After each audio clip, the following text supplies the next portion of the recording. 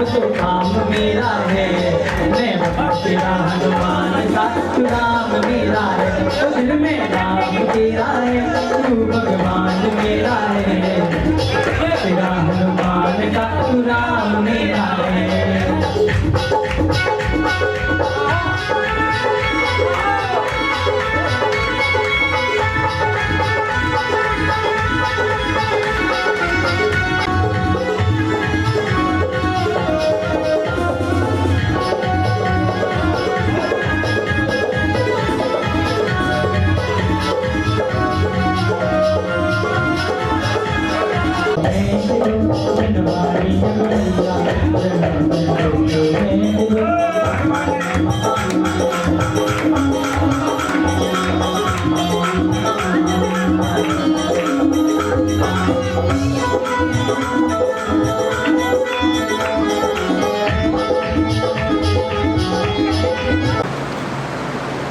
दुनिया पर विजय प्राप्त करने के लिए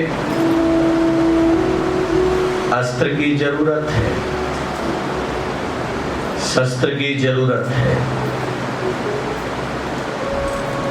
इसीलिए कहा गया कि जो दुनिया को जीतता है वह सिर्फ वीर कहलाता है, और जो अपने आप को जीतता है वह महावीर। महावीर बनने के लिए अपनी दुर्बलताओं का त्याग करना पड़ता है।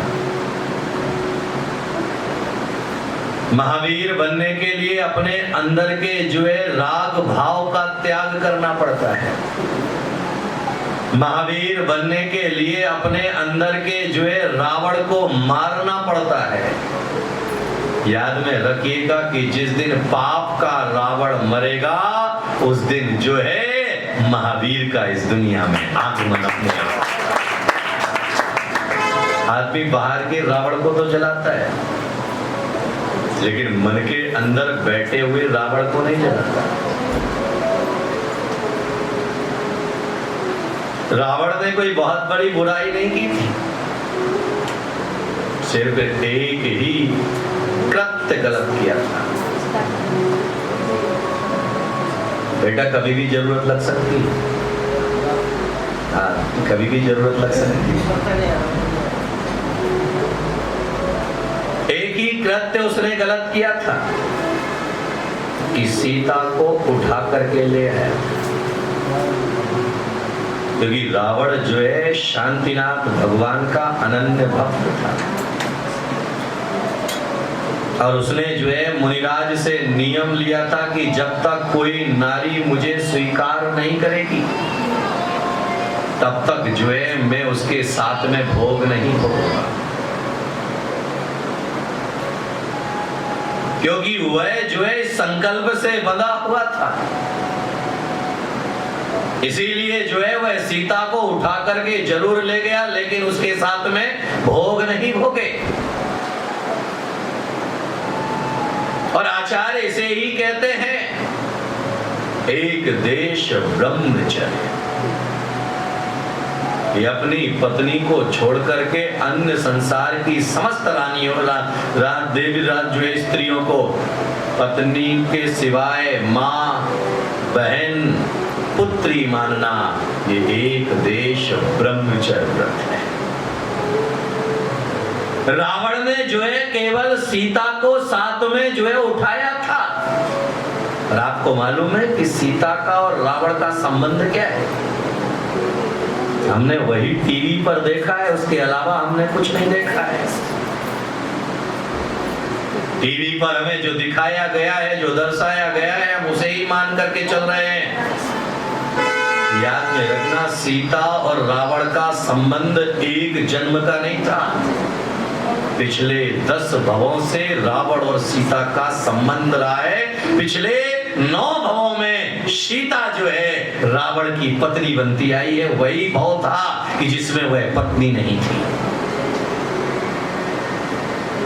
पिछले भवों को उठा करके देखे और आगे के भवों को भी उठा करके देखे कि आगे आने वाले समय में जो है रावण जो है हमारे जैन दर्शन के आगे आने वाले 24 तीर्थंकरों में से एक तीर्थंकर बनेगा और सीता का जीव उन्हीं का जो है प्रमुख गणधर बन करके बैठेगा। संबंध एक जन्म के नहीं होते हैं, संबंध कई कई। और हम केवल किसको देखते हैं? केवल एक जन्म को देख करके उसे अभिशापित मान लेते हैं।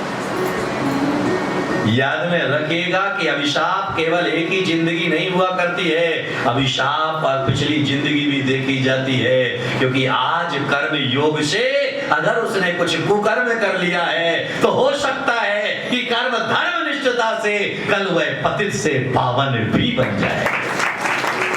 इसीलिए जो है आगे आने वाले समय में गणधर कौन बनेगा? सीता का जीत। जैन ग्रंथों को जरा पढ़ो। हम केवल जो है बाहर टेलीविजन पर जो दिखाया गया उसे देख करके बैठे, उसे ही पकड़ करके बैठे। मैंने एक दिन कहा था अपने प्रवचन में कि वह इतना शांतिनाथ भगवान का भक्त था कि वीणा लेकर के भगवान की भक्ति करता था। एक दिन जो है वीणा का तार टूट जाता है तो भक्ति खंडित ना हो जाए तो अपने हाथ की नस को कस करके भगवान शांतिनाथ की भक्ति करते। यहाँ तो जो है पंखा बंद हो जाए तो तुम्हारी भक्ति खंडित हो जाए,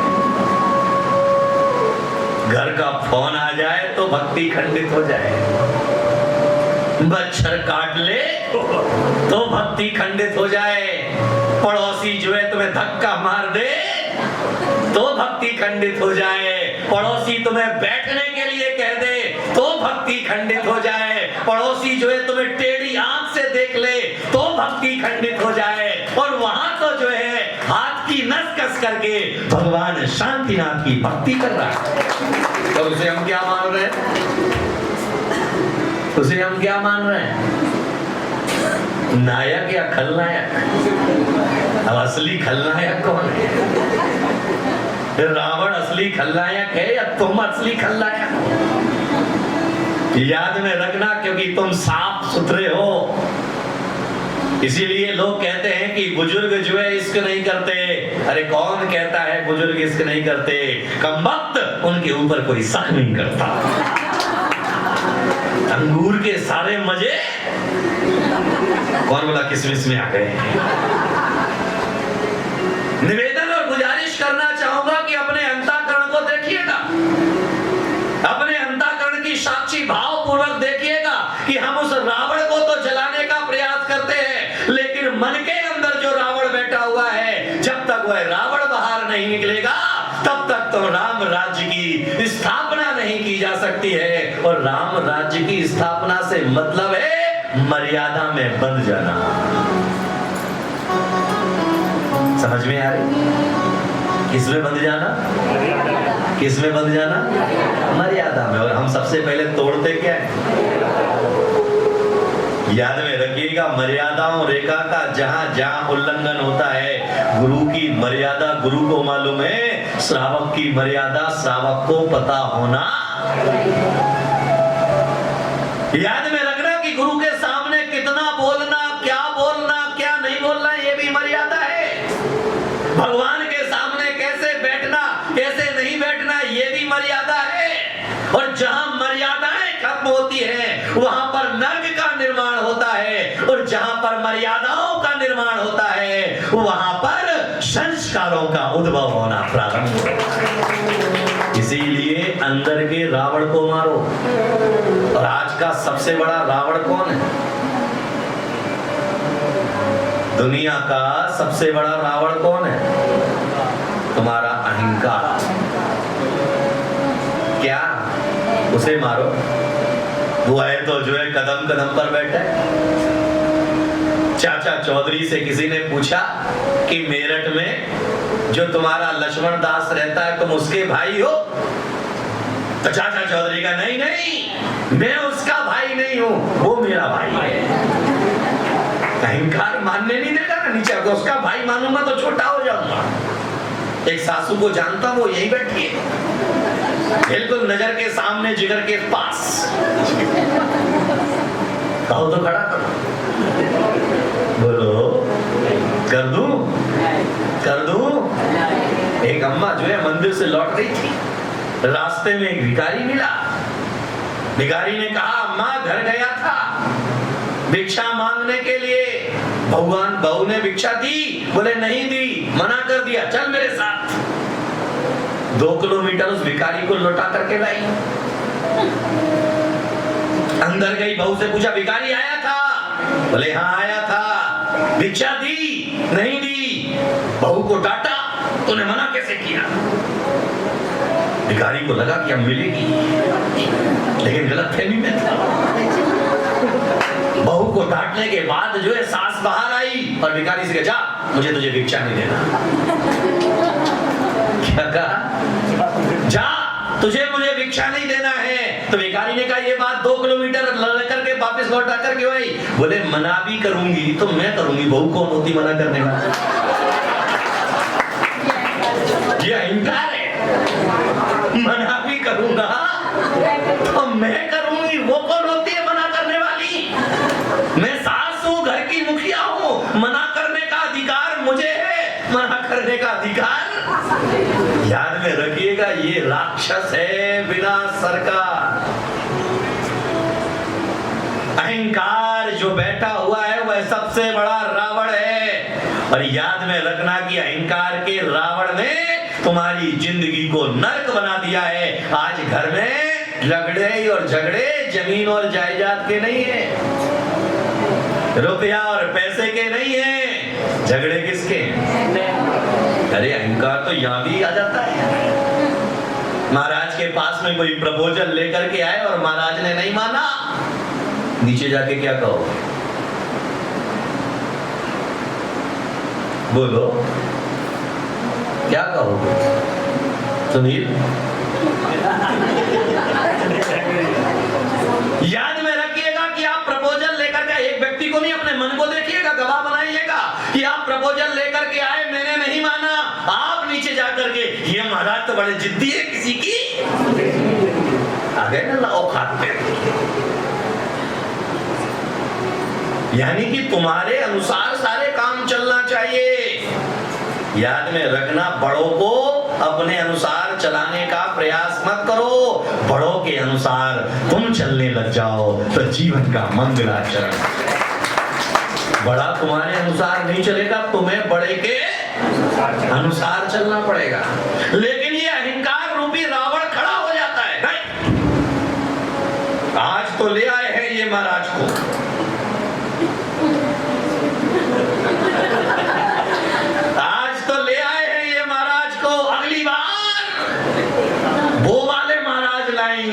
जो हमारे सर पे पिछी ठोक ठोक के आशीर्वाद दे। ये आशीर्वाद तो देते नहीं है, ऊपर से कौन बोला 4 बातें सुनाते हैं।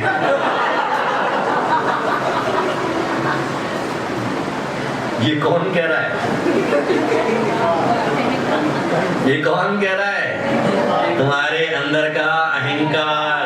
और जब तुम्हारे मन में अहंकार नहीं होगा तो अगर गुरु डांट भी देंगे तो फिर मन के अंदर भाव पैदा होगा, अरे मैं तो चेला हूं, गुरु नहीं डांटेंगे तो कौन डांटेंगे?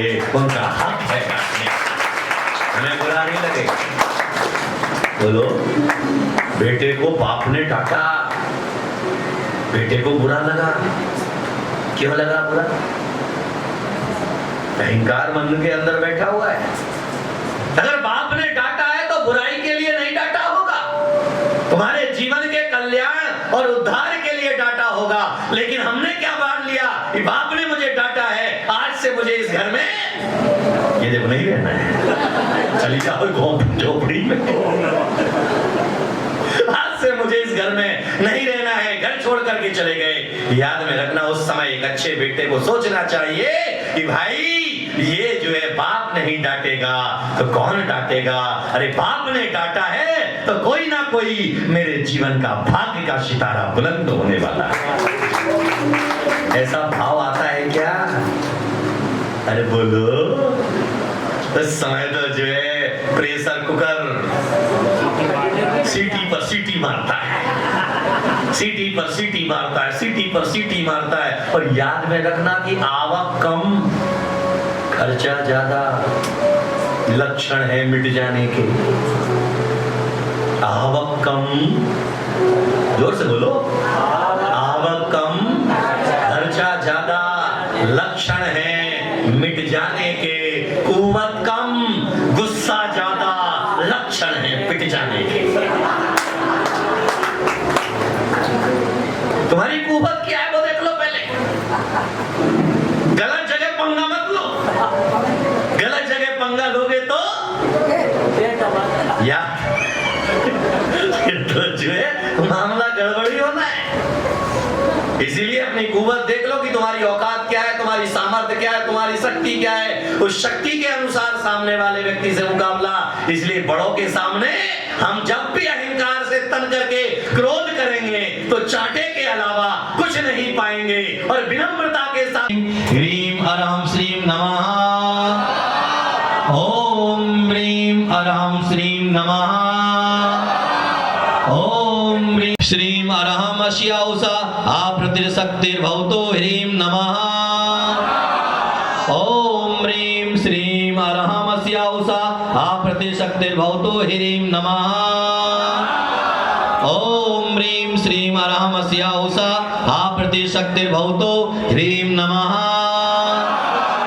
ओम ह्रीम अरहम श्रीम नमः, ओम ह्रीम अरहम श्रीम नमः, ओम ह्रीम अरहम श्रीम, ओम ह्रीम अरहम श्रीम नमः, ओम ह्रीम अरहम श्रीम नमः, ओम ह्रीम अरहम श्रीम नमः, ओम ह्रीम अरहम श्रीम नमः, ओम ह्रीम श्रीं क्लीं अरहम अस्याउसान विद्याय नमो अर्यन्ताणं मम शरवेग शान्तिं कुरु कुरु।